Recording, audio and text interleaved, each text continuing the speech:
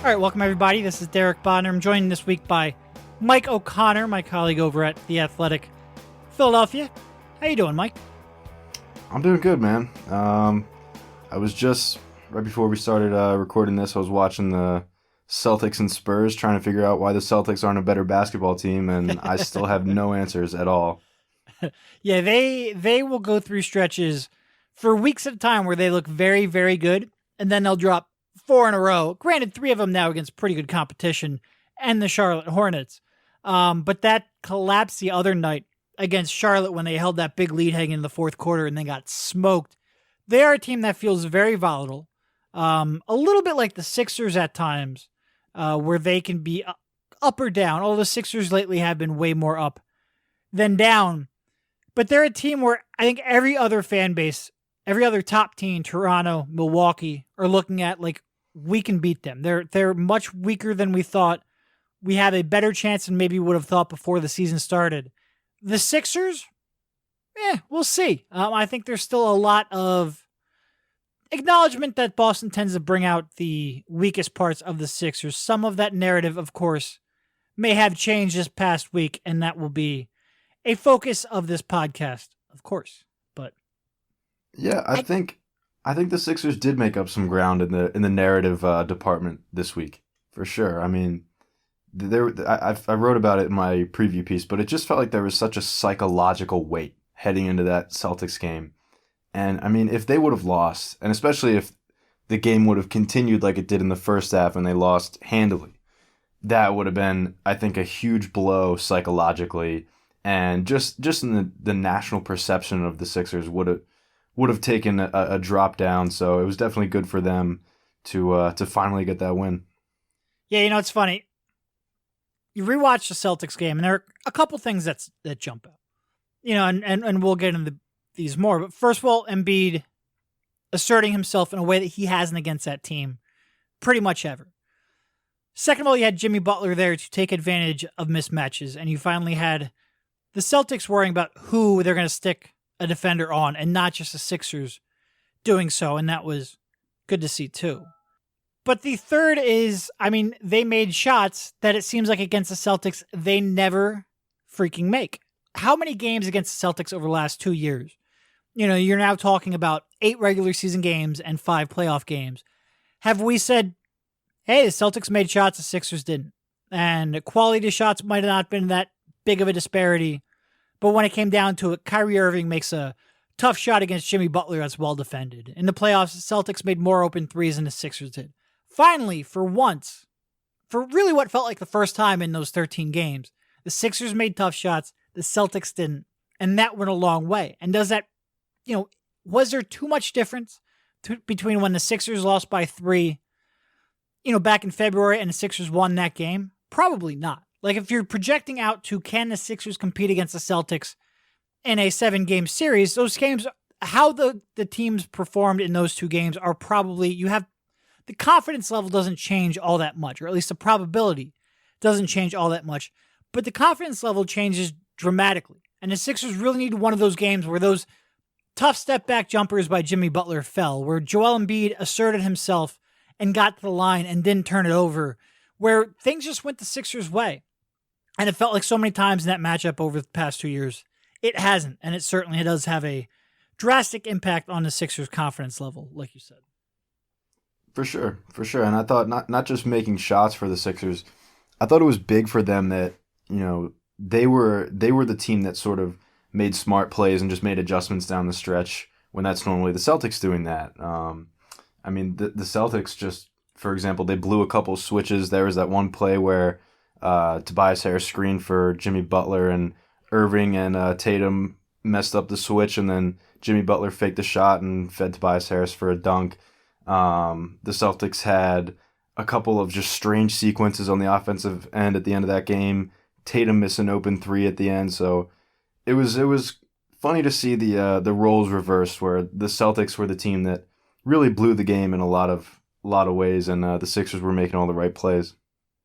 Yeah, it was. All right, so I guess we'll start off with Joel Embiid.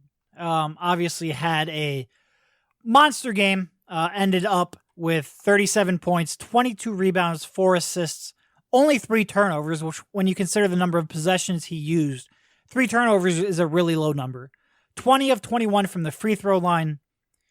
You know, when you look at Embiid's performance, and this is a very poorly timed podcast where we have to talk about the Atlanta game as well, and there's a little bit to bring you down.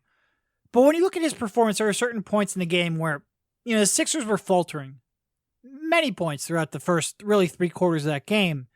And Joel Embiid really almost single-handedly kept them close, gave them a puncher's chance at the end, which Jimmy Butler, of course, then took advantage of.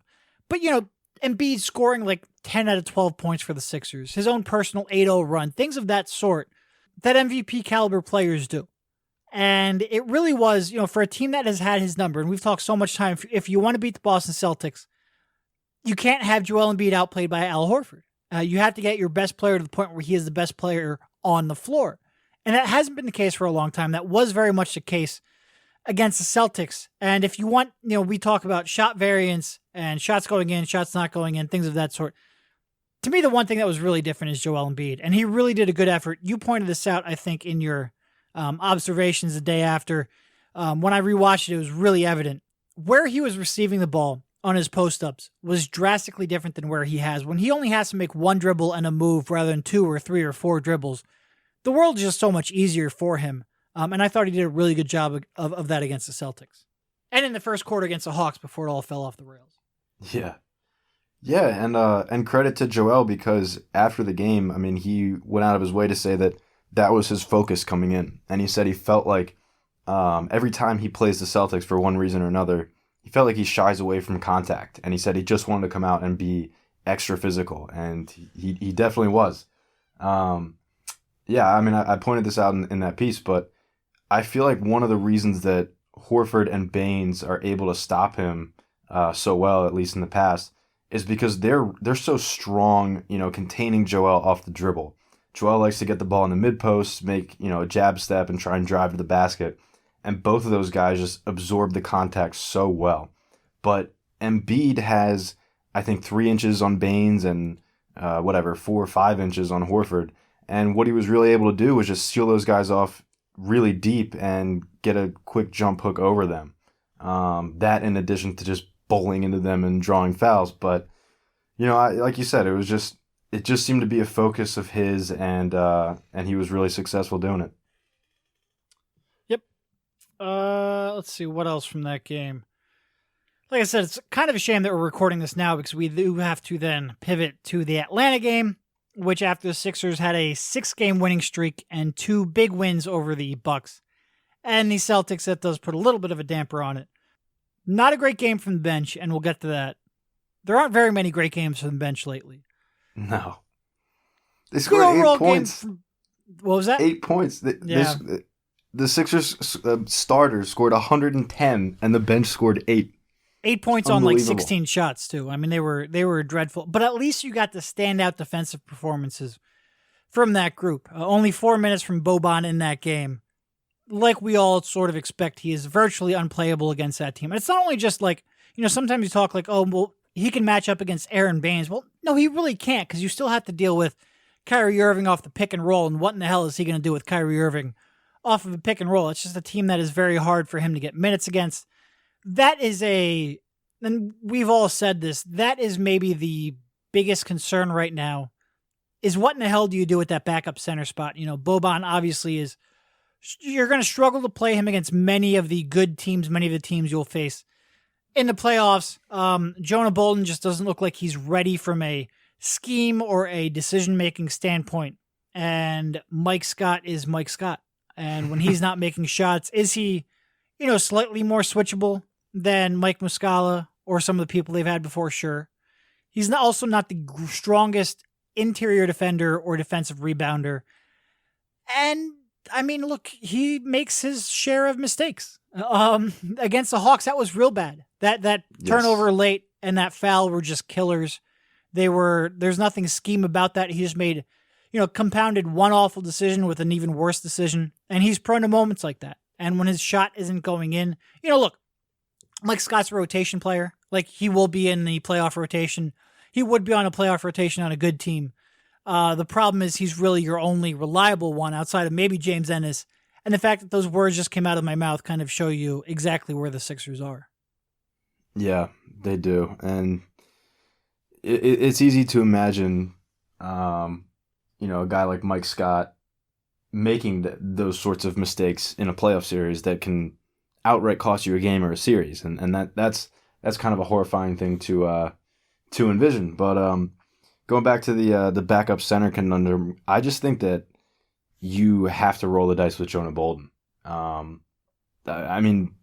and Amir Johnson are just not physically able to compete, especially in a playoff series. And I do not feel great about Jonah Bolden going into a playoff series. I think he'll just foul the hell out of everybody and set moving screens and take a bunch of shots that he shouldn't, but at least he can physically compete. He's not just a walking bullseye on defense from a switching perspective. I don't know. I think that's their best option. Brett keeps talking about how they have to see what they have in Boban, but I think they've seen it. I think they've seen it. No, they you know what you have. I think that was a position I had back in February. Ride Jonah out, see how much you can count on him. He's the only one you have who physically has a chance. And that's true. But I also think at this point I understand why they wouldn't have any confidence in him. It's one thing to be able to make the rotations and the reads. It's another thing to even know where you're supposed to be. And it's real, I understand when coaches don't like putting out players who they don't have confidence in their decision-making. I get that. I think they're going to end up going small a lot.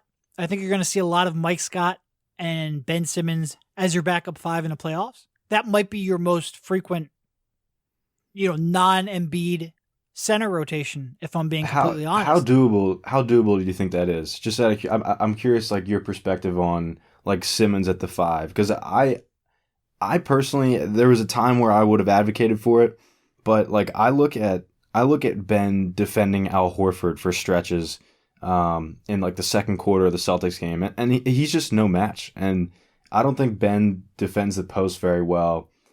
It still might be their best option. It still might be their best option, but I don't know. What do you think? Well, that's sort of two separate questions. Is it optimal? No, not defensively, at least. We all know Ben's limitations as a rim protector, and that's a big concession to make. You're right, he's not a great post defender either. I think there's some benefits offensively. I think the dunker spot is much more of a natural position for him when you don't have a big man that you're posting up. On a Jimmy Butler's Tobias Harris drive, I think that could actually be beneficial from a spacing perspective. So I think offensively it makes sense, but yeah, defensively it's not great. The problem is you've got 4 bad options and you're trying to find the one that's maybe not great. It's to me, it's a shame that and a failure that they're in this position to begin with. Is it the one, I think my optimal answer would be the one you would want to go with is a seasoned, experienced Jonah Bolden. But we do not have that at our disposal. So. They do not. And it is something that I think the front office deserves a little bit of grief for. For sure. Yep. Not going out and signing a real backup center this summer was a really strange move. I was surprised to see Amir Johnson back, even if that wasn't totally a basketball decision, if it was more just because everybody likes Amir and they want him around. But I think they thought Mike Muscala was going to be legitimate. Yes, which was incorrect. But yeah, and you just have Joel Embiid. We all pencil him in to miss 12 to 15 games every year, and you're going to need quality backup minutes at that position, and just definitely a mistake by the front office to not get a real backup center this summer. Yep. Yeah. No, it's as much as, the whole bench, really, James Ennis, we've said this, I think, on the last podcast, but he ran away from the tournament and he is shooting, what is he up to? He's up to an even 30% in his Sixers career from 3. You expect that to go up. You expect that to approach his career average of 35%, but he's not lighting the world on fire. But he's far and away run away with that backup wing tournament. And then, I mean, TJ and Boban are very situational, ineffective 75% of the time type of players. And that's not exactly the, seventh and eighth man you want to have in your playoff rotation. But hopefully the starters can log heavy minutes. All right, so I guess moving off of that, before we have to get in that dreadful Atlanta game, overall thoughts on the pairings that Brett has sort of settled on here now, where he brings in again, let's try not to focus so much on the bench because we know that they are insufficient, but where he brings in Boban, TJ, and Mike Scott in as a first subs to pair with Jimmy Butler and Tobias Harris, and then later brings in JJ Redick, Joel Embiid, and Ben Simmons to pair with, Mike Scott and James Ennis. So those kind of 2 5-man pairings that he's seemingly settled on now as the stagger rotations. Yeah, I'm not 100% sure what to think of it yet. I think we need to see a little more of a sample, but I don't particularly love it. If I were in charge, I think the way I would stagger it is Butler and Embiid together, and then Simmons and Harris together. I just think that. And then where do you float JJ to? Mostly with Embiid and Butler. Okay. And let Simmons and Harris try to run the show with 3 bench guys and just fly up and down the floor. But yeah, I mean, with playing Simmons and Embiid together for the entire game, I mean, those 2 guys not getting a minute separate from each other, I think is a little strange, just because we all know how much their 2 styles conflict, obviously. I mean, Ben wants to fly up and down the floor, and for Joel, you need to slow it down and feed him in the post, and then you have to worry about Ben spacing off of him. I mean, he just makes Joel's life a little bit harder.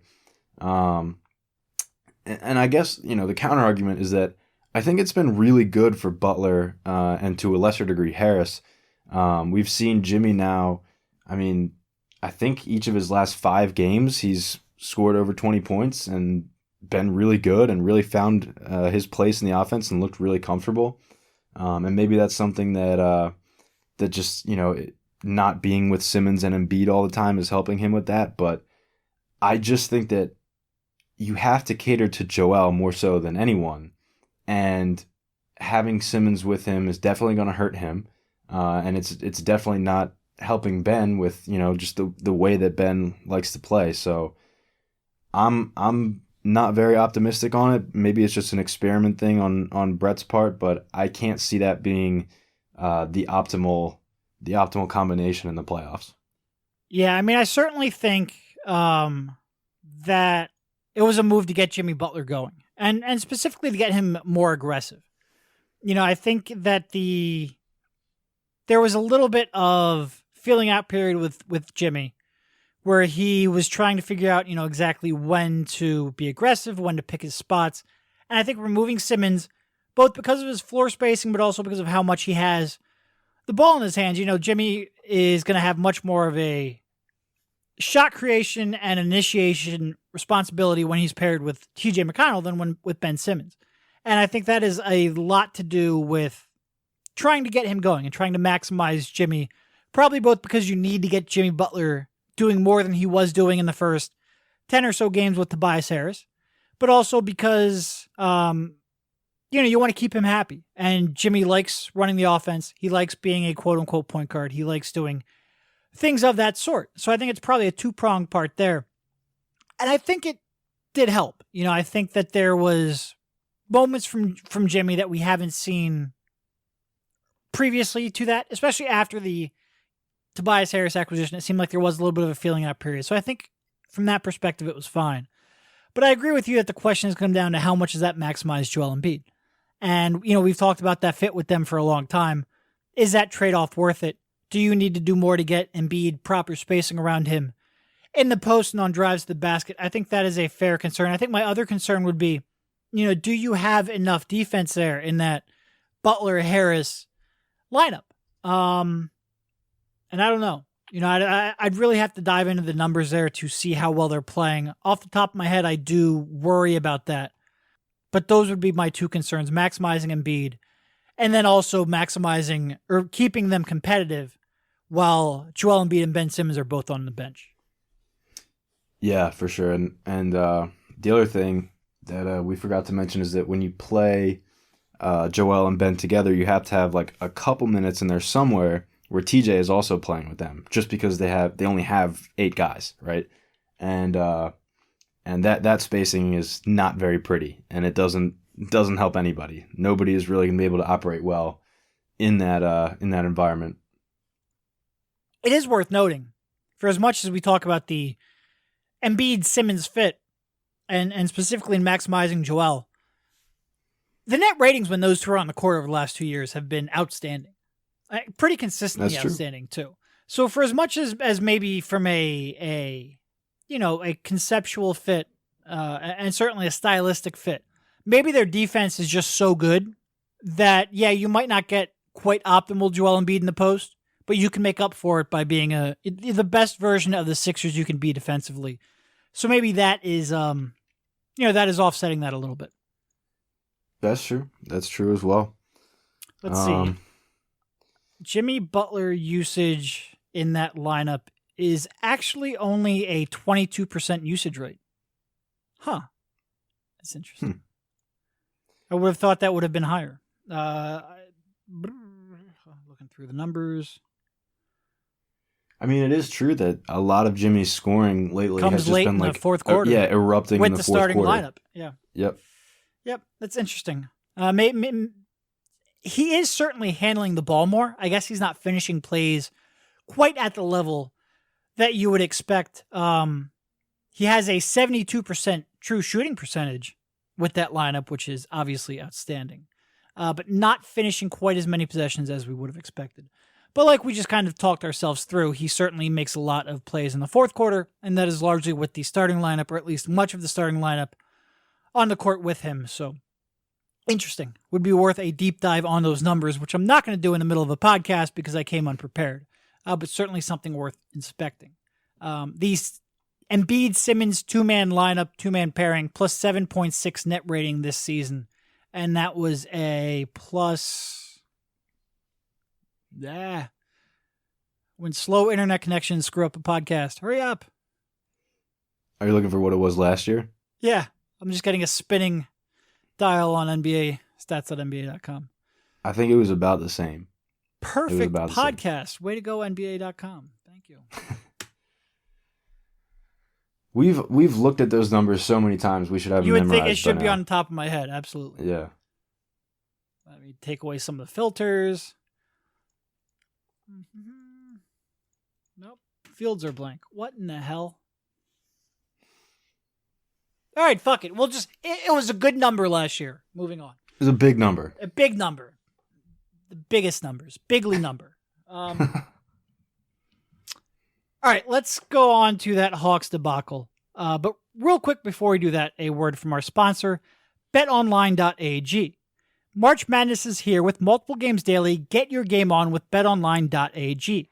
Go online or use your mobile phone to sign up today at betonline.ag and try in-game live betting where you can participate with all the action with every play. And remember, use a promo code CLNS50 for a 50% sign-up bonus. Once again, go to clnsmedia.com/SixersBeat and use a promo code CLNS50 for a 50% sign-up bonus. That's clnsmedia.com/SixersBeat, promo code CLNS50 for that 50% cash back bonus. BetOnline.ag, your online sportsbook experts. Okay, so Atlanta. How much do you care about that dreadful loss to Atlanta the other night? Very little. I do think there were a few things to point out. First thing, the remarkable ease with which every Hawks guard beat every Sixer defender off the dribble. I mean, it was just like... Plus 15.6. There, I got it. Wow. Got it. Huge All right, go. number. I'm sorry. Go. Anyway, yeah. Every Hawks guard pick any Sixer defender on a switch, whether it was Jimmy Butler, Tobias Harris, Mike Scott, anybody. Take them on a switch, just blow right by them. draw in Joel Embiid and kick out to the corner to a shooter or dump it off to a big man for a dunk. That was the entire game. Rinse, repeat.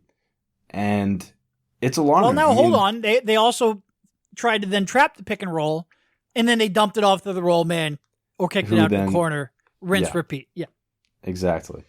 And that, we've been talking about it all year. They don't have anybody that can defend point guards. And you have to worry what that would mean in a playoff series with, say, the Nets that have 3 really, really good point of attack ball handlers and creators.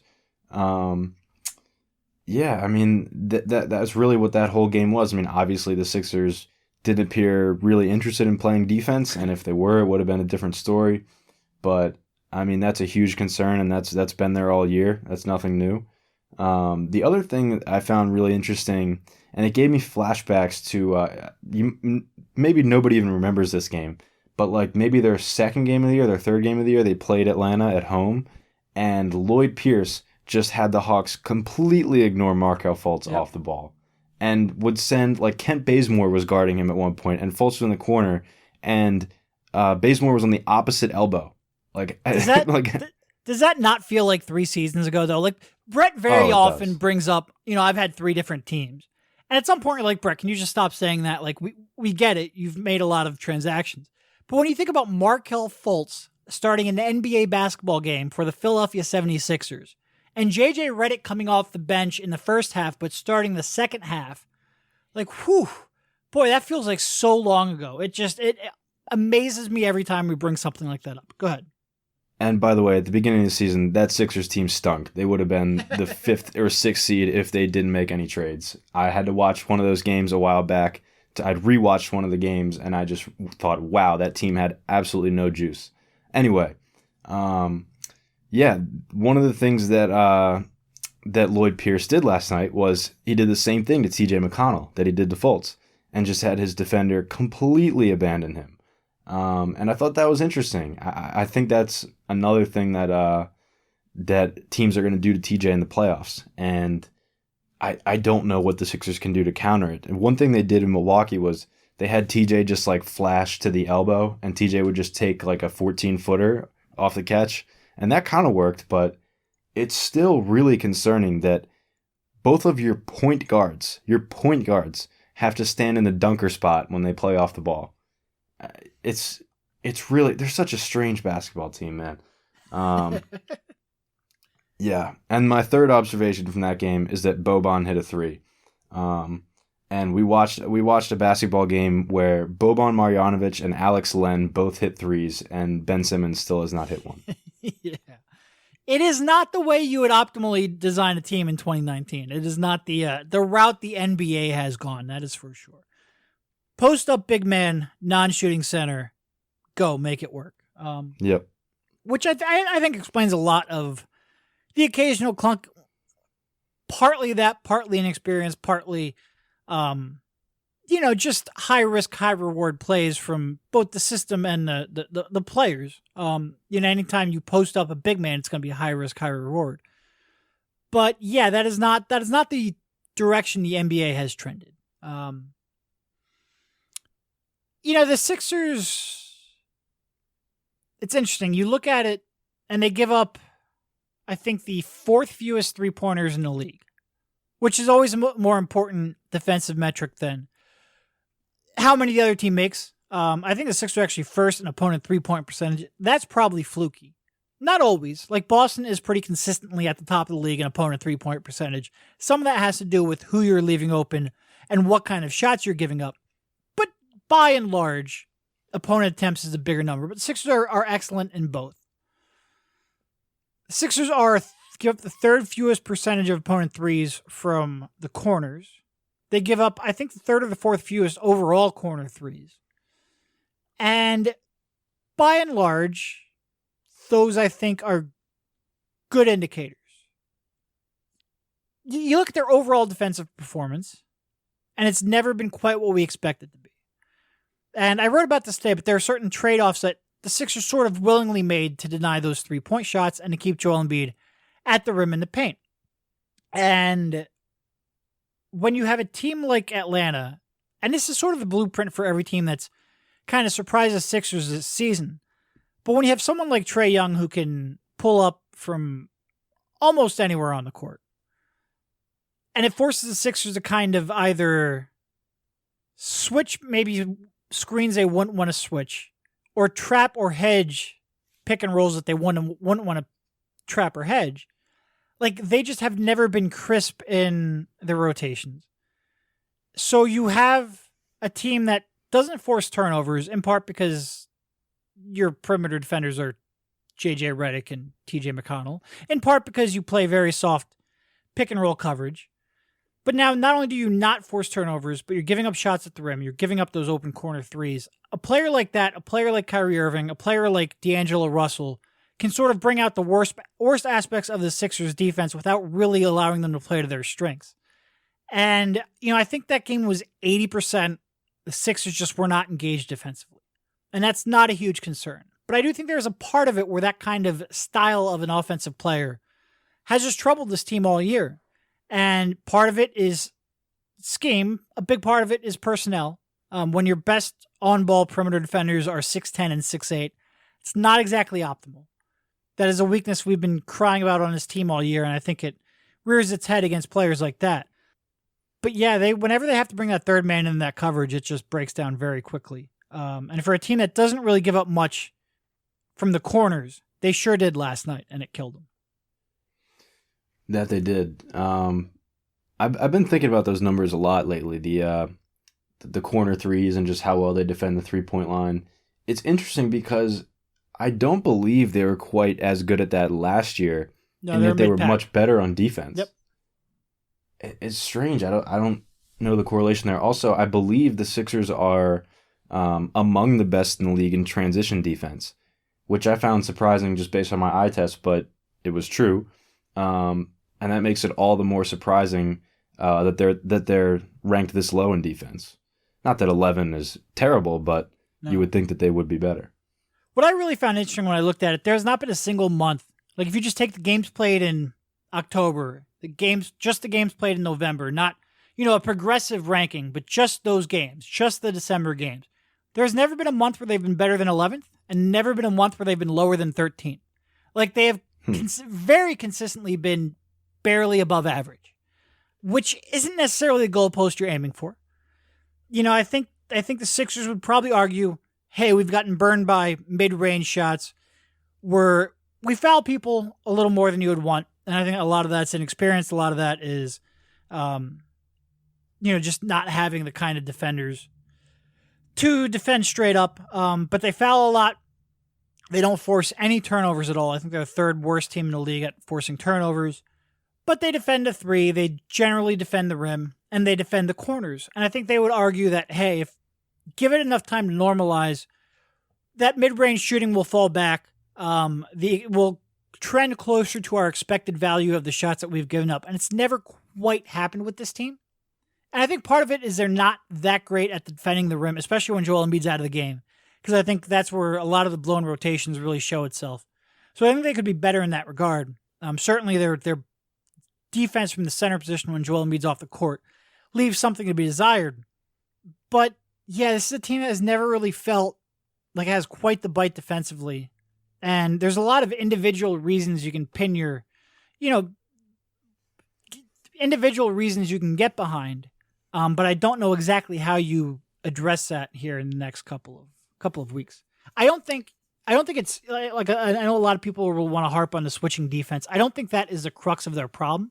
I do think there are times they could be a little more selective, but I think by and large, I think when you look at why you're not giving up the volume of threes they're giving up, and that is pretty directly related to being able to switch somewhat competently as much as they do, even if it's not maybe quite as competent as they think they are.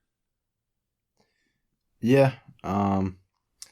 If I were to gauge my level of concern, I would say mildly concerned. I don't think it's anything worth freaking out about. I think everyone on this team can take it up a notch in the playoffs, and I think that they will.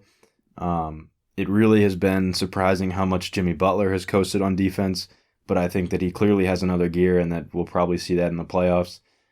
Simmons at times takes plays off. I mean, Embiid has had a couple of nights like this, like Oof. last night in Atlanta. Oof. So I don't know. I think they clearly have another gear. There are some foundational issues, but we'll see. We'll have to wait and see. Yeah, I mean, I think number one problem with the team defensively is lack of on-ball defense, especially not only JJ, but TJ, the bench. You just don't have that kind of defender. The backup center, having Boban unplayable as frequently as he is, having Jonah not yet ready to be that high-level decision maker. And then a little bit of familiarity. Like, communication with this team definitely does not seem to be where it needs to be and where they would need to be to maximize the talent that they do have. Those, to me, are the three big concerns. And I think, a team like Boston with Kyrie, I think concerns me more than either Milwaukee or Toronto. Not necessarily from a talent perspective, but from a stylistic perspective. Like, I have more confidence that they can defend, and this is going to change. I have more confidence that they can keep Giannis not in check, because nobody keeps Giannis in check, but that they can compete against him and stay home on the. Then again, I think if you go back to that Bucks game, Giannis got his and they got 50 3-point attempts. So I don't know how well they really defended them, how much that was Milwaukee missing shots that they normally make, although they shot like 30, I want to say mid-30s from three. But from a stylistic perspective, I'd rather stick Joel on Giannis and live with everyone else than try to figure out exactly what to do with Kyrie Irving. Again, just from a stylistic perspective, not that I think Giannis would average less in a series than Kyrie would against the Sixers. But if you're talking about a delta, I think the Sixers have a chance to compete against that style more than a guy like Kyrie. For sure. I mean, the Bucks are the one team out of those other three, Toronto and Boston, the other two, Toronto and Boston, where Joel has somebody to guard. You can just stick him on Giannis. Whereas, if you're playing Boston, you have to worry about what Horford pick and pops are going to do to him. Or if you're playing Toronto, you have to worry about what Serge Ibaka or Marc Gasol pick and pops are going to do to him. Whereas with Milwaukee, you just stick Joel on Giannis and you just let him go. Everywhere else, every other matchup gets pretty complicated. I do wonder if they met in the playoffs, how much could you go to Joel on Giannis? Because first of all, I think Giannis is the best person for Joel to defend, and I think Joel is the best defender the Sixers have against Giannis. Like, he was really the only one that even remotely slowed him down in that game. It was comical when I went back and I looked at the matchups. Giannis scored, I think it was like 22 points on 24 team possessions of Milwaukee when he was defended by anyone other than Simmons or Embiid. So it was 22 points on 5 for 5 shooting in 24 Milwaukee possessions. Now, a lot of people are going to do that math in their head. Oh, that's under a point possession. No, that's not 24 possessions that Giannis used. That was 24 possessions by Milwaukee, where he scored, I think, 60% of the team's points over that span. And his eyes just lit up. Like, it was a parade to the free throw line. When the Sixers didn't foul, they didn't stop a shot.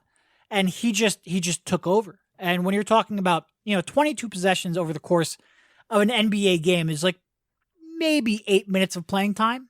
And he scored 22 points in those 8 minutes with using maybe 12 shooting possessions when you factor in the free throws and field goal attempts. And that just can't happen. So I think Joel Embiid did the best on him of any player on the Sixers. And I think you could credibly say that Joel Embiid is the one most capable of doing that over a 7-game series. The question is, can you expect him to exert that kind of energy defensively, chasing Giannis and trying to meet him at the rim? And what kind of impact does that have then on his offensive game and what he's able to give you? It didn't have an impact on him in that game, but can he, I think he ended up defending Giannis like 40 possessions in that game. Can he do that 60 and do that in a 7-game series? It's a lot to ask, but it might also be the Sixers' best chance of winning. Yeah, I think there's no doubt it's their best chance, but you're right. You have to worry that attrition will set in with Embiid. But who knows? I mean, attrition, I think, is a concern no matter where you go. Like, even with the Celtics, when he defends Horford pick and pops, their best bet is just to switch him on Irving. I mean, it sounds crazy, but that is their best option. And the problem is that you can't do that for 48 minutes. Joel will get too tired. So, I mean, that is something they'll have to weigh pretty much everywhere. But, I guess that's sort of just something that, from a coaching perspective, you just kind of have to gauge how Joel's feeling and how far you can push him with that stuff. All right, so let's pivot off of there, and then we'll end this podcast without going too deep. We don't need to have an hour-long podcast here. But let's look at the first-round matchups. Now, let's say that the Sixers are locked in at the 3 seed, and right now they have, I think a 3-game lead on Boston, 4 games on the Pacers. So you're looking at, pretty much Brooklyn or Detroit. I think the Heat are 2 or 3 games back from Brooklyn for that 6th spot. So let's just limit it to Brooklyn and Detroit. Who would you prefer to face in the first round of playoffs if you are the Sixers? I think it would have to be Detroit, but I don't think that's like a slam dunk matchup for them. I mean, the Sixers have one guy who can defend Blake Griffin, and that's Embiid, and then you have to worry about whoever you're putting on Drummond, whether it's Tobias Harris or Ben Simmons. That's a huge liability from a rebounding perspective, from an offensive rebounding perspective. I mean, it's easy to look at the Nets and say, oh, with D'Angelo Russell and Spencer Dinwiddie and Karis LeVert, I mean, how do the Sixers guard them? But, I mean, Blake Griffin is, like, unbelievable. If the Pistons were any better, he would be an MVP candidate. He gave them, 50 earlier this year? And the Sixers just don't have, I mean, we talk about how they don't have guys to defend point guards. Who do you have besides Embiid who's going to guard Blake Griffin at all?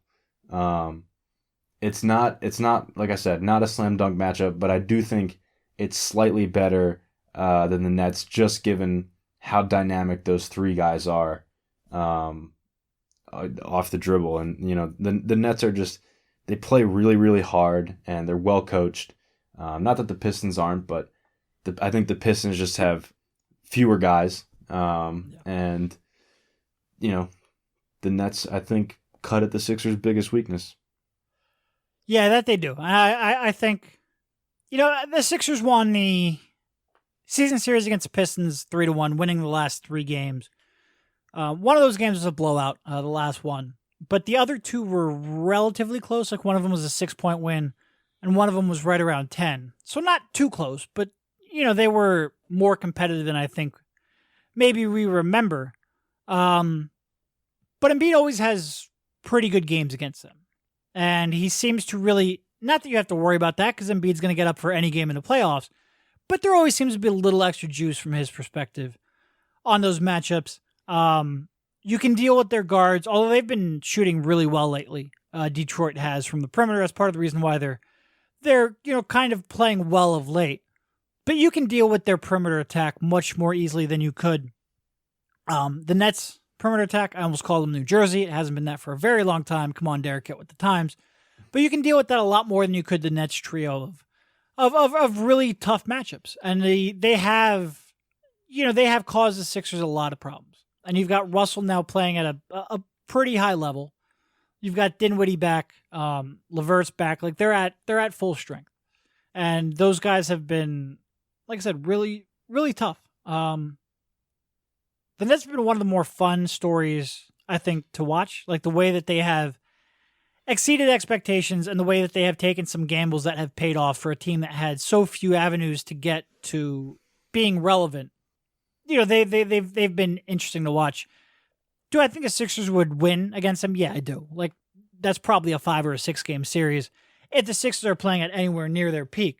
And a lot of those games came earlier in the season when Sixers didn't have quite as many options to attack a guard-heavy opponent, which they now do and are very open to doing. Like the Sixers have been ISOing and posting up Harris and Butler more than, if you would have asked me a couple months ago, more than I thought they would. So I think they would, except for periods of that first half of the Boston game when Harris floated a little bit. But the Sixers now are better equipped to handle them. But they would scare me more than the Pistons. But I think the Sixers should be able to handle either team, which is why they're the 3 seed and Nets and Pistons aren't. Yeah, I agree with that. Really quick sidebar question. Whose future would you rather have the next 5 years, the Nets or the Lakers? I trust the people running the Nets more than I trust the people running the Lakers. It sounds crazy, but I agree. I agree. It Even shouldn't though be that LeBron way. James is on one of those teams. Yes. It's insane. It just cuts it there. It is. Their dysfunction, but How yeah, badly do you have to fuck that up? Pardon my language. How badly do you have to screw that up to land LeBron James because you are LA and you have business opportunities? And to go out there and sign Rondo and Michael B. Like we all sat here, every podcaster in basketball Twitter went, "What in the world are you doing?" And it went horribly. On top of that, LeBron looks human for the first time in his career with a pretty big injury and, just looking like he's taken a legitimate step back. And, oh, by the way, they want to now go out and hire Jason Kidd. Or there's reports that Jason Kidd is at the top of their wish list as a coach. What are you doing? Like, you had literally the king of basketball fall in your lap, and they're going to screw it up. It's amazing. It's amazing. It's almost like maybe rather than hiring an agent and a businessman, you should have had somebody who's actually done that job before. it is. It's unbelievable. Oof. I can't say I'm not enjoying it, but it's great. It's fantastic. it was great. It was so great last summer when the meme they got team Mike was being Muscala. assembled. I think I saw somewhere that he scored like 28 points over the course of 11 games, something like that. Shooting like 20% from the field. Yeah. Yikes. Way to go. You gave up a legitimate piece to get him to. Good job. Good job. Yeah, they did. They did. Yeah. No, that has been a fun story to watch unfold. And Brooklyn still now finally has their own draft picks, right? Like they're out of that hell. Yes. Right now when they have their finally draft got picks. good, they have their own draft picks, which is Yeah. perfect timing. But what are you going to do? Be like, no, we don't want D'Angelo Russell to, take a step forward. You can't stop that. So yeah, I think they made a lot of really smart moves on the margins that have worked out. And for a team that has, really had so few options. And now they're going in there. Do they have room for one max slot or two this summer? I think it might be two. Well, if they max D'Angelo Russell, then I think it's only one. Oh, okay. They would have to announce him to have two? I believe so. Could Okay. be wrong. But I mean, everything from the Dinwiddie renegotiation and extension, like they've made a lot of wise moves and they've consistently hit on those. And all the props in the world because they started off from a disastrous starting point. So good for them. Good for them. Totally. And I would rather face the Pistons, going back to the original question that we asked 20 minutes ago. Anything else? No, not too much else. Just really had so few options. And now they're going in there. Do they have room for one max slot or two this summer? I think it might be two. Well, if they max D'Angelo Russell, then I think it's only one. Oh, okay. They would have to announce him to have two? I believe so. Could Okay. be wrong. But I mean, everything from the Dinwiddie renegotiation and extension, like they've made a lot of wise moves and they've consistently hit on those. And all the props in the world because they started off from a disastrous starting point. So good for them. Good for them. Totally. And I would rather face the Pistons, going back to the original question that we asked